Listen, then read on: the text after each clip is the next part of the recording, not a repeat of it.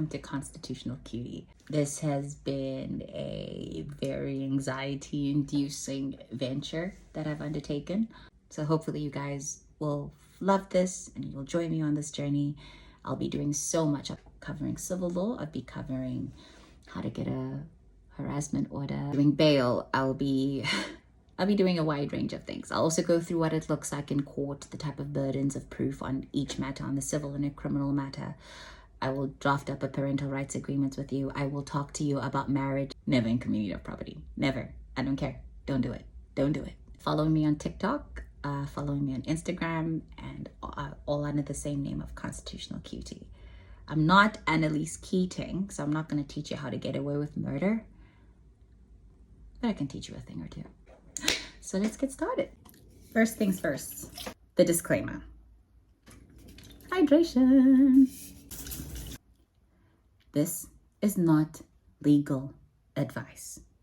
This is a guide at best. The talks that I give here, it's a skeletal guideline at best. Everything, I mean absolutely everything in the court of law is decided on a fact-by-fact cases and on its merits. I will give you the most generic advice that I can, that can apply to every man or to at least as many people as it can. But if you have a specific situation, I would truly advise you to either DM me or I can refer you to someone who helps. This is not legal advice. Do not go acting on anything that I say here. This is just for you to know.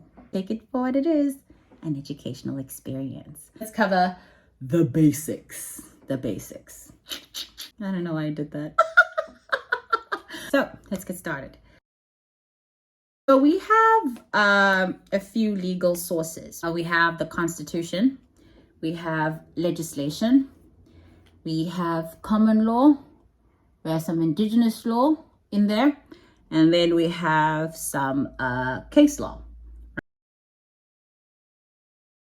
So we all know the Constitution is the supreme law of the land. Let me tell you something. This girl actually is the girl that she thinks she is. Contrary to popular belief, South Africa actually has one of the best, well-written constitutions in the world. I mean, the way that it's envisioned to cover absolutely everyone is chef's kiss. And the thing is, the way that I'm going to have to do this is that I'm going to do a very factual, very accurate representation for our legal system, which means there's going to be a lot of uncomfortable things that I'm going to mention as to why our legal system is the way that it is. If that discomforts you in any way, shape, or form, go fight with your elders. I might actually use the camera for my makeup. Must I? I am. If the entire legal system, right, was created one way, a square to fit very specific things, then that legal framework basically entrenches that favoritism inside the law because it only catered to specific individuals for a very, very long time. If you fall anywhere outside of that, it's going to be a bit hard for you to basically engage the system. And by engage the system, I mean participate as a fully fledged legal subject. Ooh, let me tuck my ring in. The system to distribute these rights, or the system to make sure that everybody has access, as the Constitution says you're mandated to have. Getting basically those basic services is a bit hard because the framework is already skewed. For example, a few years ago, it was very legal to take someone's land, move them into a township and tell them that's where they belong so you can make developments on there. So making a law saying that everyone has the right to housing does not somehow change that these people were deprived of their land and that the places that they're in are actually inhospitable. The Constitution came along and said, everybody. That's the thing, not everybody. Not everybody. But basically saying that everyone is equal does not immediately make it so, because societally speaking, women existing is still a crime waiting to happen. I'm looking at you, GBV. Anyway, the Constitution is the supreme law of the land. Anything that does not or is not in line with it cannot stand. That does not necessarily mean that everything that stands is actually in line with it, but I'll explain that a bit later. So we're going to do legislation now. With the examples that I'm going to use, I need people to just understand something, okay? Law and society work hand in hand. For us to understand the framework of our legal system right now, I'm going to make multiple references to the dispensation of the past. in ways that make a lot of people uncomfortable, in ways that I don't really care, because the people being made uncomfortable are not the people that I am catering for. But anyway, we have legislation, which is basically legally enforceable rules that have been made, and obviously society has to abide by. These are made by the legislature. They basically made simple things like making drinking illegal. You know what I mean? They limit the use of recreational drugs. A few years ago, it was super illegal to share water pipes with people. So it has to be made clear that law and society work hand in hand, and whatever societal norm prevails, trust me, the law will follow. To make legislation in South Africa, they drafted on a white paper. It's published on the Government Gazette for public comment. It's sent back and forth. It's published actually, I think, about twice ultimately. But once the publishing has happened and they've drafted it up, it gets referred and introduced as a bill in Parliament. There's some back and forth in Parliament as to whichever one prefers what. I do not know what I did with my fan. The bill gets introduced to Parliament, and there's some back and forth and some negotiations and some chats. And then it gets taken to a portfolio committee so they can do some in-depth investigation to make sure that it is actually fair and equitable, and it comes from a very, can I say, educated place, safe place, legal place, comfortable place, whatever. So the portfolio committee apparently has to go make sure that the society is good with it and that it's in line with whatever. They get to do it. They bring it back. It gets chatted about in Parliament, back and forth again. And finally, when Parliament agrees, then it gets referred to the National Council of Provinces. Same red tape, basically. It gets sent to the sitting president, who signs it in, and voila, we get legislation. It's not exactly easy to pass a discriminatory law anymore. Four homeboys just kind of showed up in Parliament and said, yeah. So black people should no longer gather in groups. And everybody said, ooh, yep, we agree. And then that was that. We don't have that system anymore. Looking at the law as this invincible pinnacle of legality is actually incorrect. It's not equal. And the law was not inherently made to be equal, because the lawmakers were never on a basis where they were equal with who they were doing it with, especially in lands where they're colonized. Then we're going to talk about case law, right? So now these are the decisions the court makes, little comments that they make when they make these decisions as well. Not me misplacing my brush. The judiciary's position is to interpret the law, and because they're interpreting the law, they lean on each other quite a bit in terms of interpreting the law to make sure that it all aligns with what? The Constitution. The weight of the decision depends on the court that you're in. The constitutional decisions are not guides. There's no maybes. You can interpret it however you like, for as long as it purports the spirit of the Constitution. But the constitutional court's decisions rank at the top there. But they also only hear specific things. It's not exactly like you can kill someone and be like, it's a concept. No, okay? There's a reason that we have so many types of courts in play and in place. So at the, I don't want to say at the bottom,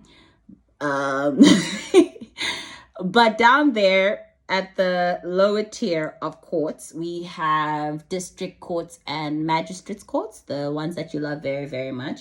Those ones are heavily regulated by legislation, and the fact that their specific powers are given to them by a law. So because they are a creature of statute, you can't exactly go to them for things that they are not specifically mandated to hear. You know what I mean?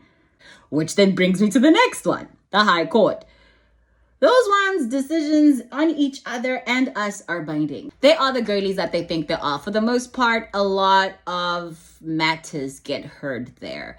Again, it depends on certain limitations and whatever. So if the matter is not specifically for the match court, the place to go to will probably be the High Court. Like the head of the grade. That's what I'm gonna say. That's who the High Court basically is. If a decision is made in the High Court in the Western Cape, it applies across the board. However, example, like when the Western Cape decided that the Mary Jane, marrying her sisters, can be used at home. That decision can be used all over South Africa. However, if a judge in KZN decides, actually, nah, I'm gonna divert from the decision of the High Court in Cape Town, and I'm going to say that no, actually illegal or whatever. This is like a very hypothetical case, most likely not gonna happen, but I just want to impart the principle as opposed to anything else. So if another High Court decides to say nope, Mary and her sisters cannot be done at all, not at home, not anywhere, then oopsie, now we have an issue, right? Who will resolve that issue? Probably another fucking High Court. Probably another one. Point is, somebody got to make a finalized decision. That, or you can, go to the next girly that she thinks she is. This one is the deputy president. This isn't the deputy principal, right? And that is the Supreme Court of Appeal. Now, that girly really is, her name is very self-explanatory, guys. That is the Supreme Court to appeal. And whatever decision they make, binding on all lower courts. So if you're in a match court type of setup, right? Magistrates court type of setup, and a decision is made in High Court, that decision is binding, meaning that you can't exactly go, ooh, I think I'm gonna, no. You're gonna live by that. You're bound to that decision, right? But if another High Court goes, actually, I don't think so, then we have a bit of a problem, and that's when you take it up to management, which is the deputy principal, and that, ladies and gentlemen, is the Supreme Court of Appeal. We all remember this from, y'all remember when all of y'all had your overnight law degrees, right? And that homeboy shot his girlfriend. Yo, guys, we've actually been through a lot as a country, né? But when they decided, no, that guy killed that girl, and it was dolus eventualis, yeah, that's why the example came to me.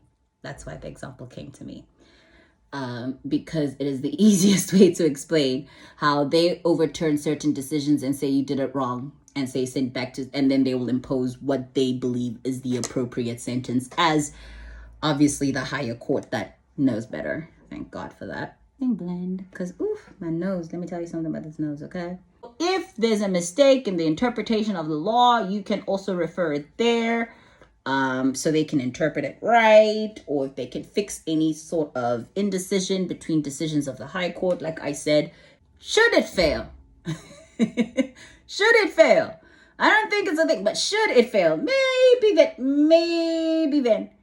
then we can consider a constitutional matter, but that usually doesn't happen because, again, the Constitutional Court is very, very, very specific, right? I think there are like 8 instances when a matter has to be heard in front of the Constitutional Court. Matters that pertain to the interpretation, application, protection, and enforcement of the Constitution. That is what the Constitutional Court will hear. Example, the right to life. That's enshrined in the Constitution. Somebody killing you is not going to go to the Constitutional Court. Let's say this was America, where abortion is not legal. Weirdos. If this was in a South African context, if someone kills you, you have a right to life. If someone kills you, you take that to the High Court and they'll deal with it as a criminal matter there. However, if someone now wants to challenge bodily autonomy, or at least claim that abortion is murder, that conversation would happen in the Constitutional Court. Luckily for us, we do not have that problem because the Termination of Pregnancies Act has been in place ever since about 1997 or 8 or 99. All I know is that it was in the late 90s, actually. For someone who was supposed to do research on this, there's a lot of stuff that I forgot to double check. Don't matter. We'll learn together. While we wait for that to dry, let's have a quick chat about common law. It's basically where we derive a lot of our legal doctrine from. Indigenous law, some customary law there, Roman Dutch, English law, Roman Dutch law, English law, and basically that's kind of what common law is over there. So we didn't necessarily say all common law does not apply. We just said if a common law principle does apply, we just have to test it with the Constitution to make sure that it aligns.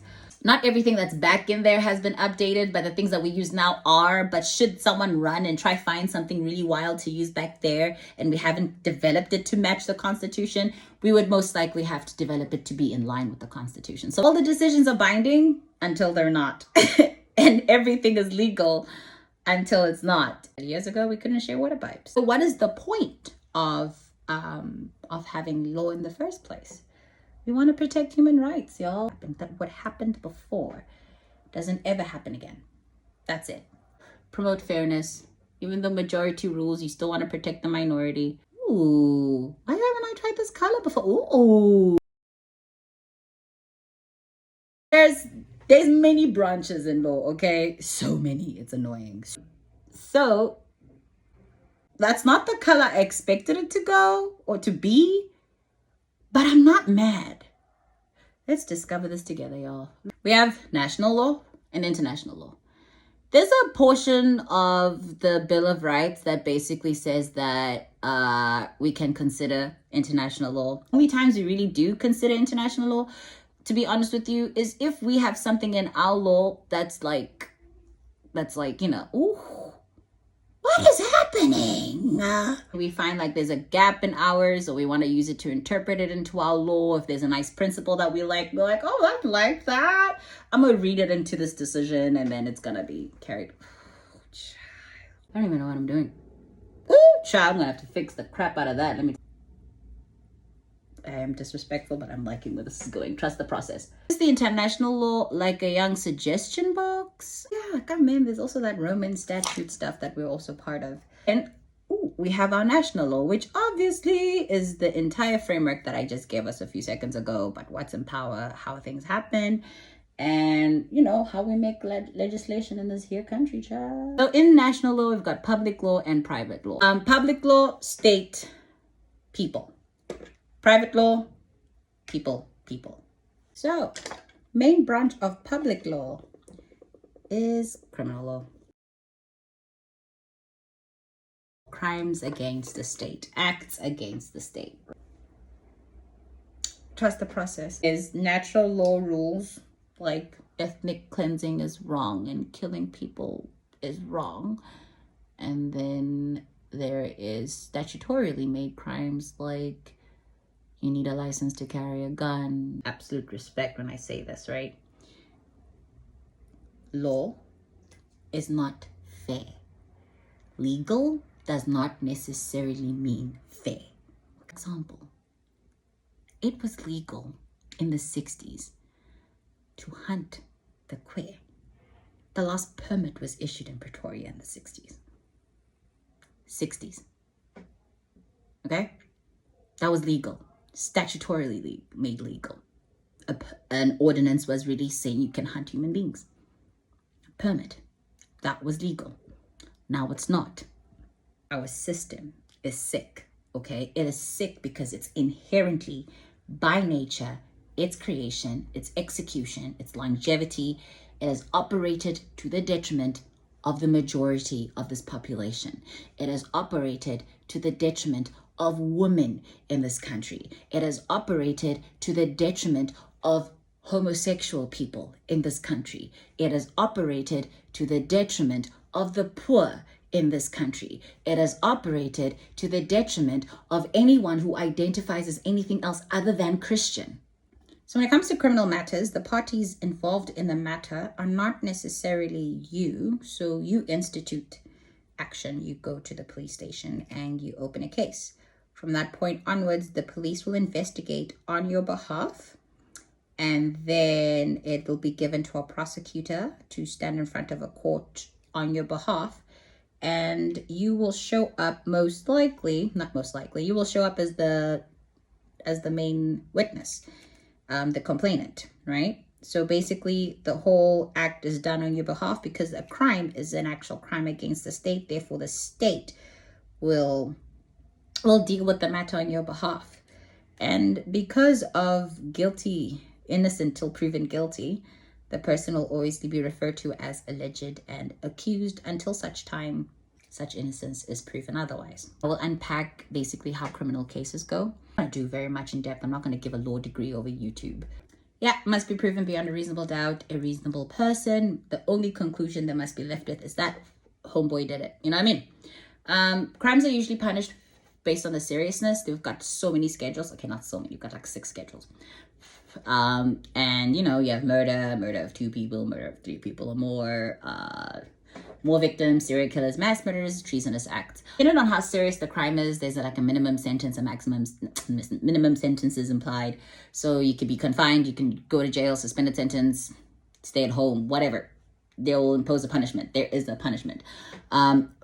If you are guilty of a certain murder, minimum 15 years, but they can give you less dependent on the prevailing circumstances, either mitigating or aggravating factors. Basically, things that we need to consider to make it nice and be nice to you, and things that make the situation fucking worse. For example, right? Generally, a person's freedom to movement is not one we like impairing. Schedule 5 and Schedule 6 offenses. So generally, the court assumes that, you know, you're not a flight risk. The court is inclined to let someone go on bail, you know, usually. But Schedule 5 and Schedule 6 crimes, the court assumes you are not gonna go anywhere. And you are the one, as the accused, that has to prove that, you know, you're not a flight risk or whatever. So there is criminal substantive law, which is basically like the content of the crime, the actual crime. And then there is criminal procedure, right? And which is basically the process to follow. One is as important as the other. Ultimately, it is innocent until proven guilty, is it not? Which means you cannot treat them as a guilty person. You have to treat them as an innocent person. There's actually a case. I forgot the name. I probably should have checked that. But I just remember that homeboy, the police were trying to get a confession out of him. So they tied him up to a battery and started electrocuting him. And then he admitted the confession. He confessed and said, "No, it was me. I did it," when he was, you know, being electrocuted. And that confession was thrown out. In criminal procedure, the ends do not justify the means. The ends must be as justified as the means. Then comes civil law.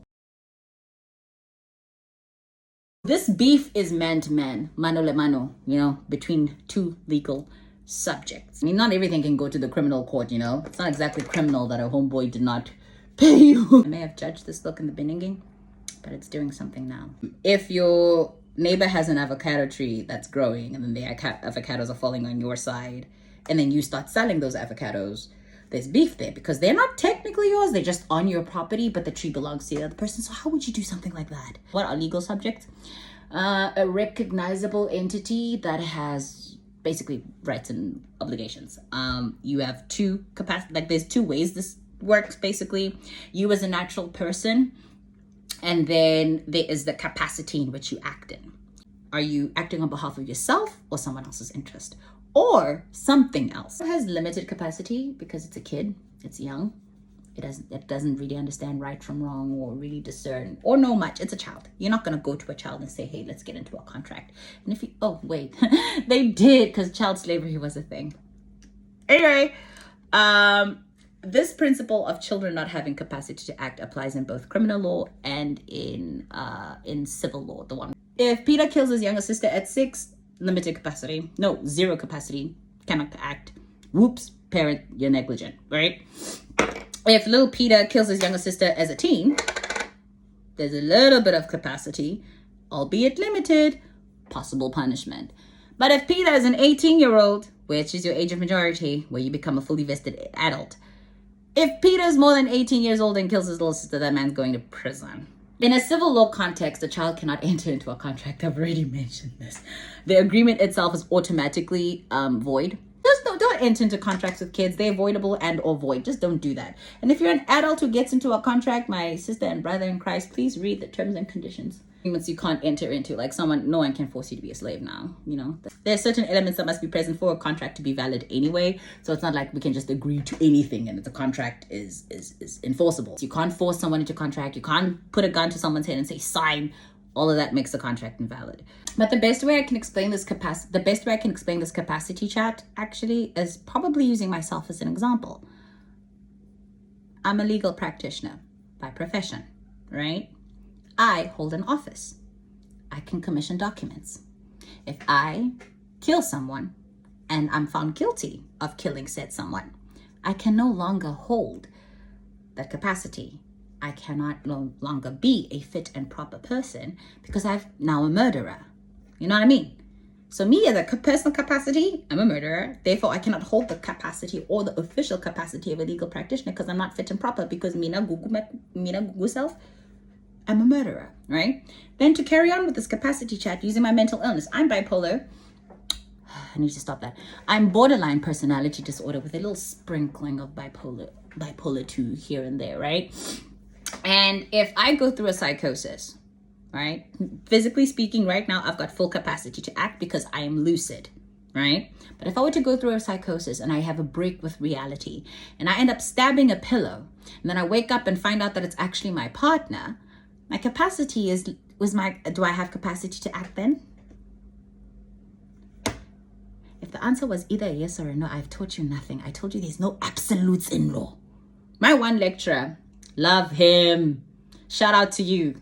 Shout out to you. Prof. Cornelius, shout out to you. I know even if I'm teaching things wrong, I need you to remember that I remember this because of you. He went around the class pointing at people. What is the answer? What is the answer? What is the answer? None of us knew what the hell was going on. We didn't know what. He just went, what is the answer? What is the answer? And we were like, oh, my king, what's going on there by you? Finally gets to this girlie. Forgot her name. Blonde. Michelle, I think. Maggie. Megan. Mandy?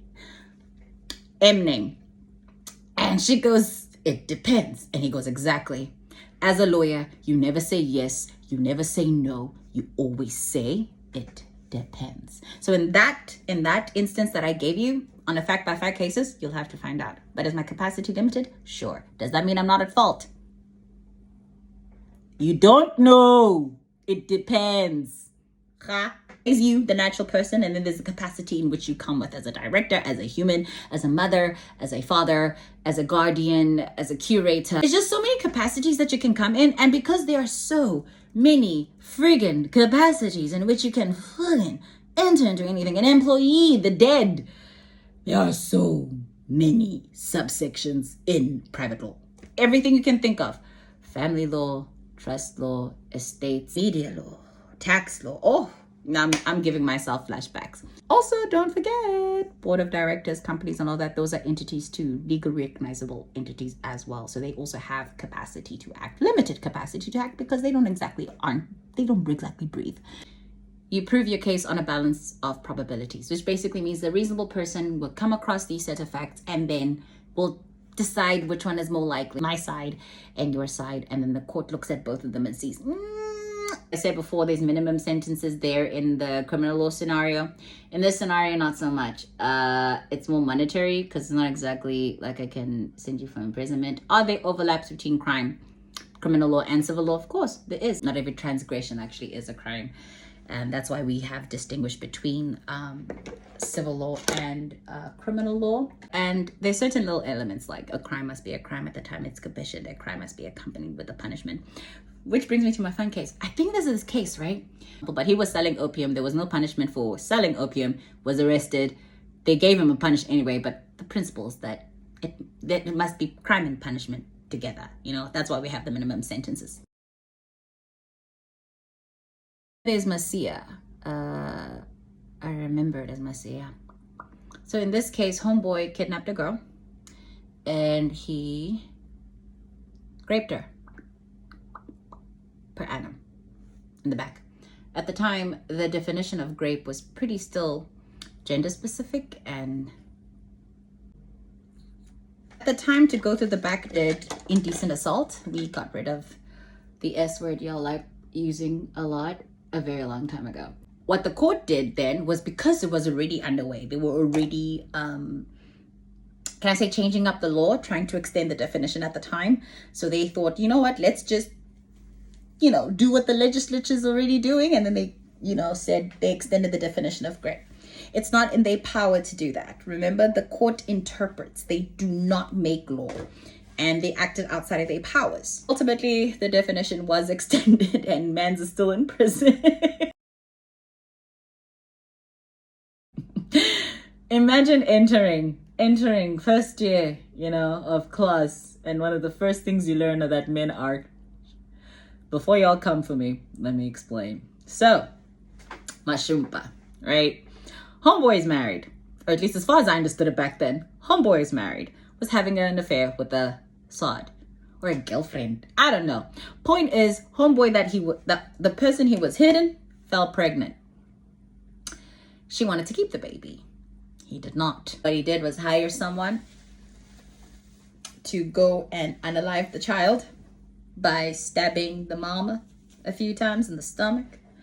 And the court had a question to ask itself. Did homeboy kill the kid? Life starts at breath. Legally speaking, life starts at your first independent breath that you take on your own as your own legal entity. And then with the abortion rights, it can happen until 20 weeks, anytime thereafter, only by medical emergency and necessity. So there's a gap in terms of the period in the pregnancy after 20 weeks and right up until birth, where it's got the potential life. The only time we recognize life before pregnancy in law, Ascaturas fiction. And that basically says we're going to pretend this baby has been born alive, and it only happens in instances of inheritances. The subject is called law of persons, but it happens where a guy dies or a person dies and says, I'm leaving this to all my grandchildren, but one of the kids is still pregnant at the time. So they'll wait or distribute the estate as if the child has been born alive. If the child is born alive, it's fine. If the child isn't born alive, devolves back and gets split up against the rest like it never happened. You know what I mean? That's the only time we recognize that period actually in law. Because the child was not born, there was no legal life for it to be unalived with. But all hope was not lost. They got him for attempted murder. Both of them. They're in prison. That type of stuff. So yeah, hopefully I've done a very nice, cute, schematic overview of criminal law, of law in general, my introduction to law. The reason that I'm doing this, honestly, is quite simple. About a month or two back, even further back, my work had an event, and they asked us what is the biggest thing that is affecting the legal industry. Everybody else had really cute answers, and I was just like, access. It's all cute and dandy that we are talking about legal technology where we are, when Mary on the street does not even know how to get a harassment order. And those are the questions I've been asking myself for a very long time, why I got into this profession. And it is quite unfulfilling in corporate. I'm not going to lie, it is. But I'm still going to do what I have to do to survive. But at the same time, I wanted to start Constitutional Cutie, so people like me can actually know what their rights are, what they're entitled to do. So mothers aren't stuck with deadbeat dads that can take them to maintenance court. That women who are in danger can go to court and get harassment orders and know how and know who to go to and how to make sure it happens. I want children to know what they are entitled to. I want single mothers to know what they can do. I want people to have parental rights agreements so they can have healthy children and healthy relationships. I think anybody should know how to write an affidavit. I think anyone in the world needs to know what constitutes a crime. I think a lot of the information that has been tailored as legal advice is actually information that should be accessible to everyone, because that is the point of the law, for it to be accessible. And the thing that I was struggling with the most was the fact that what I was doing was not in line with what I wanted to do originally, which was to help people. But I also love doing makeup. So I thought to myself, why not just start a YouTube channel? I already got the degree. Why not just teach people? So this is what Constitutional Cutie is about. It's bridging the gap between the haves and the have-nots with legal education.